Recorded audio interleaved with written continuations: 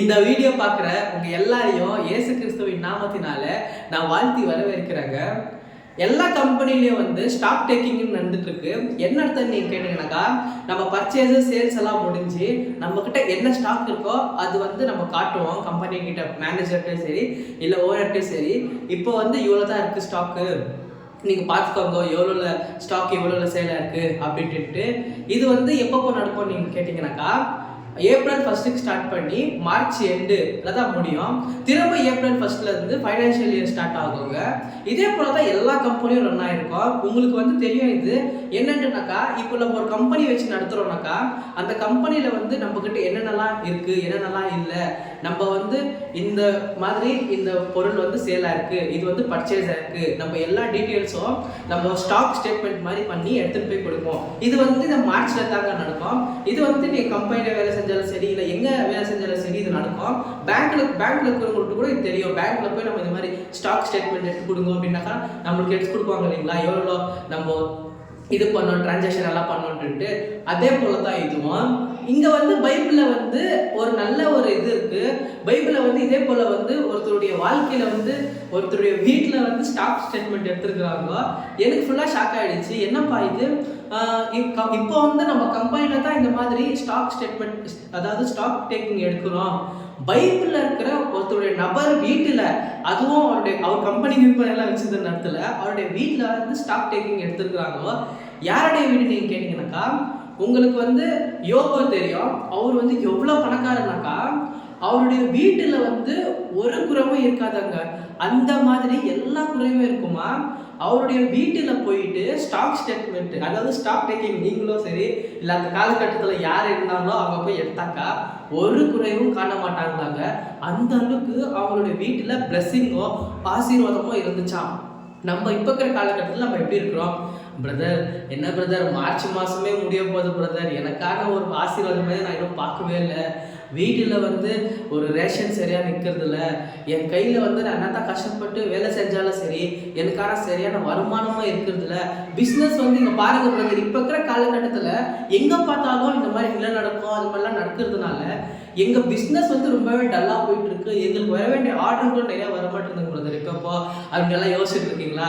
உங்களுடைய வாழ்க்கையில் இந்த மாதிரி ஒரு ஃபைனான்ஷியல், இப்போ எப்படி மந்த் எண்டில் வந்து ஃபைனான்ஷியல் க்ளோசிங் ஆகி ஏப்ரலில் வந்து புது ஃபைனான்ஷியல் ஸ்டார்ட் ஆகுதோ, உங்களுடைய வாழ்க்கையிலையும் புது ஃபைனான்ஷியல் லெவல் வந்து ஸ்டார்ட் ஆக போகுதுங்க. நீங்கள் விசுவாசிங்க, என்னுடைய வாழ்க்கையில் வந்து இப்படி இருக்கிற, ஆனால் வர மாதத்தில் வந்து என் வாழ்க்கையில் வந்து ஒரு பெரிய ஃபைனான்ஷியல் பிரேக் த்ரூ வந்து உங்கள் வாழ்க்கையில் நடக்க போகுதுங்க.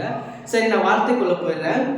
யோபு 5:24 உம்முடைய கூடாரம் சமாதானத்தோடு இருக்கிறதை காண்பீர், உம்முடைய வாசஸ்தலத்தை விசாரிக்கும் பொழுது குறைவை காண மாட்டீர். நீங்க வசன கதை நான் சொன்னேன் இல்லைங்களா, அவருடைய வாசஸ்தலத்துல, அதாவது வீட்டுல போயிட்டு, இப்போ நீங்க ஒருத்தருடைய வீட்டுல போனீங்கன்னா நீங்க என்ன பண்ணுவீங்க?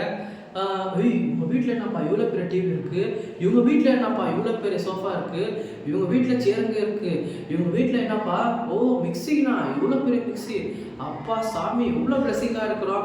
நம்ம முதல்ல ஒருத்தருடைய வீட்டுக்கு போனாலே நம்ம இப்படி தான் பார்க்குவோம், சுற்றி முற்றி பார்க்குவோம். இதெல்லாம் எங்கள் வீட்டில் இல்லவே இல்லையே. பிரதர் இந்த சோஃபாவை எங்கே பிரதர் வாங்கினீங்க, இந்த டிவி எங்கே பிரதர் வாங்கினீங்க, பிரதர் அந்த வண்டி நல்லா இருக்கு எங்கே வாங்கினீங்க அப்படிங்களா? சரி ஓகே. அது வந்து நம்ம எப்படி கேட்குவோம்னாக்கா, நம்ம கிட்ட ஒன்று எதனா இல்லைனாக்கா, இப்போ வந்து நம்மக்கிட்ட வந்து ஒரு ஃபோன் இல்லைனாலும் சரி இல்லை வண்டி இல்லைனாலும் சரி, நம்ம வீட்டில் டிவியோ வாஷிங் மிஷினோ ஃப்ரிட்ஜோ எதுவும் இல்லைனாலும் சரி, நம்ம வந்து ஒருத்தருடைய வீட்டுக்கு போனாக்கா அவங்க வந்து ஆசீர்வாதமாக இருக்கும்போது நம்ம இப்படி கேட்போம், என்ன பிரதர் இது எங்கே வாங்குறீங்க பிரதர், இவ்வளோ சூப்பராக இருக்குது அப்படின்ட்டு. ஆனால் நம்ம வாங்குவோமா நம்ம வாங்க மாட்டோமா அப்படின்ட்டுலாம் நம்ம யோசிக்கவே மாட்டோம். ஆனால் கர்த்தர் வந்து இனிமே உங்களுடைய வாழ்க்கையில இப்போ நான் என்னென்னலாம் சொன்னனோ எல்லாமே கர்த்தர் வாங்க வைக்க போறாருங்க.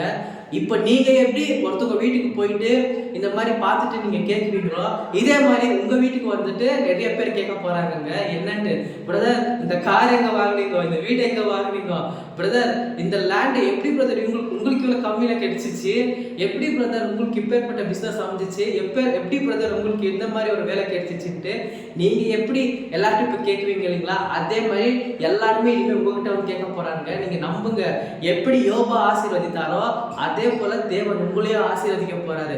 உங்கள் வீட்டில் வந்து எந்த குறையும் நீங்கள் காண போகிறதில்ல.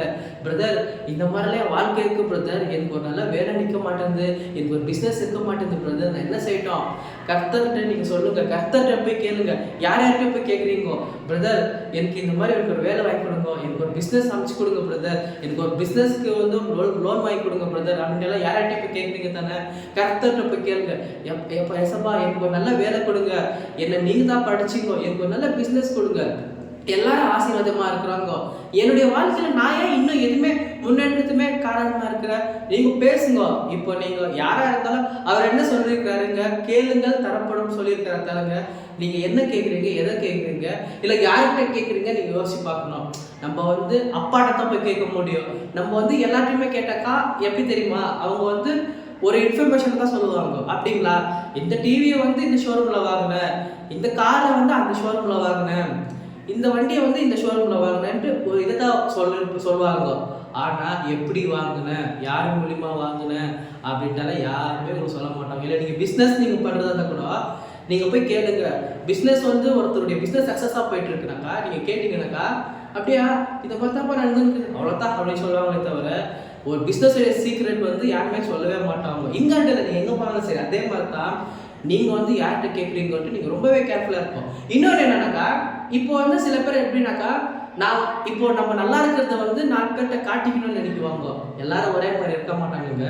நம்ம நினைக்குவோம், ஓ நம்ம இப்படி இருக்கிறதுனால வந்து இந்த மாதிரி பார்க்குவாங்க நம்மள அப்படின்னு. கண்டிப்பாக இல்லை. இந்த உலகத்தில் வந்து நம்ம எப்படி இருக்கிறோம்னாக்கா, நம்ம நல்லா இருக்கணும்னு நினைக்கிறவங்களோட நம்ம நல்லா இருக்கக்கூடாதுன்ற ஜனங்க தான் நிறைய பேர் இருக்கிறாங்க. உங்களுக்கு வந்து உங்கள் வாழ்க்கையில நீங்கள் பார்த்துருப்பீங்க, நீங்கள் எதனா ஒரு புது ஃபோன் வாங்கினாலும் சரி, இல்லை ஒரு புது துணி வாங்கினாலும் சரி, இந்த மாதிரி நான் இதுக்கு வாங்கியிருக்கிறேன், இந்த மாதிரி பண்டிகைக்கு நான் வாங்கிக்கிறேன்னு சொன்னாலே அவங்களுடைய மூஞ்சியே ஒரு மாதிரி சேஞ்ச் ஆகிடும். என்ன பையன் வந்து இந்த மாதிரி ஆளே மாறி இருக்கிறான், வர என்ன விசேஷம்? அவங்க ஓப்பனாக கேட்டுருவாங்க, என்னப்பா ஃபஸ்ட்டு மாதிரியே உங்கள் லைஃப் இல்லை என்ன அப்படின்னு கேட்குவாங்க. அப்போ நீங்கள் சொல்லுங்கள், கர்த்தர் வந்து என்னை ஆசீர்வதிக்கிறாருப்பா, அதனால தான் என் வாழ்க்கை வந்து இவ்வளோ சந்தோஷமாகவும் இவ்வளோ மன மகிழ்ச்சியும் இருக்குதுன்ட்டு. உங்களுடைய வாழ்க்கையில் வந்து உங்கள் வீடு வந்து சமாதானமாக இருக்க போகுது. இனிமேல் உங்களுடைய வாழ்க்கையில் வந்து உங்கள் வீட்டில் இருக்கிற குறைவுகள் எல்லாமே நீங்க போதுங்க. குறைவானது வரும்போது நிறைவானது வந்து எப்படி இருக்குமோ அதே மாதிரி உங்கள் வாழ்க்கையில் வந்து குறைவு எல்லாமே ஓடி போக போதுங்க. நிறைவான வாழ்க்கை வந்து கர்த்தர் உங்களை ஆசீர்வதிச்சு உங்களோட இன்னும் உயர்த்த போறாருங்க.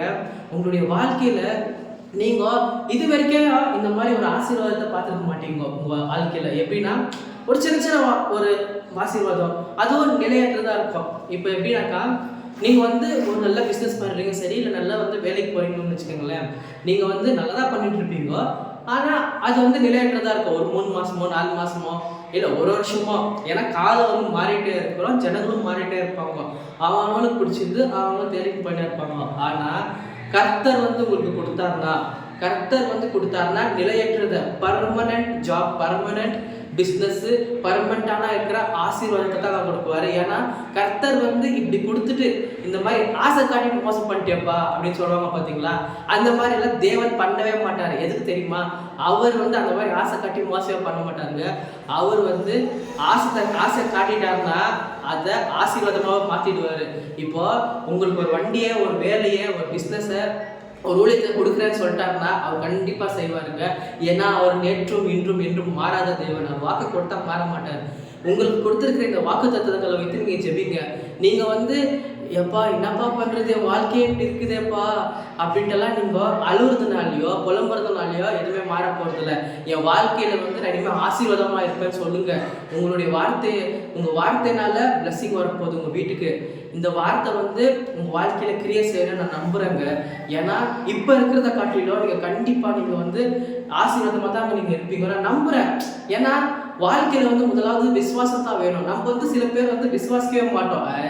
இந்த மாதிரி என் சர்ச்சிலையும் சரி இல்லை என் ஃப்ரெண்ட்ஸுங்க சரி இல்லை எத்தனை பேர் ஊழியக்காரங்கள்லாம் எனக்கு சொல்லியிருக்கிறாங்களோ அவங்க சொல்லி நடக்காத பிரதர் இப்போ நீங்கள் சொல்லி நடக்கும் அப்படின்னு நீங்கள் கேட்டிங்கன்னாக்கா இல்லைங்க, நீங்கள் விசுவாசிங்க, கண்டிப்பாக வந்து உங்களுடைய வாழ்க்கையில் வந்து ஒரு முன்னேற்றம் வரப்போதுங்க. உங்களுடைய வாழ்க்கையில் இருக்கிற எல்லா குறையும் ஓடி போகி ஒரு நிறைவான வாழ்க்கை வரப்போதுங்க. இந்த வீடியோ வந்து உங்களுக்கு பிடிச்சிருக்கா நான் நம்புகிறேன். நீங்கள் வந்து ஆசீர்வதிக்கப்பட்டவர்களுங்க, நீங்கள் விசுவாசிங்க. இந்த வீடியோ வந்து உங்களுக்கு யூஸ்ஃபுல்லாக இருந்துச்சுன்னா நம்ம சேனலை சப்ஸ்கிரைப் பண்ணி லைக் பண்ணிக்கோங்க. தேங்க்யூ ஸோ மச் ஃபார் வாட்சிங். God bless you.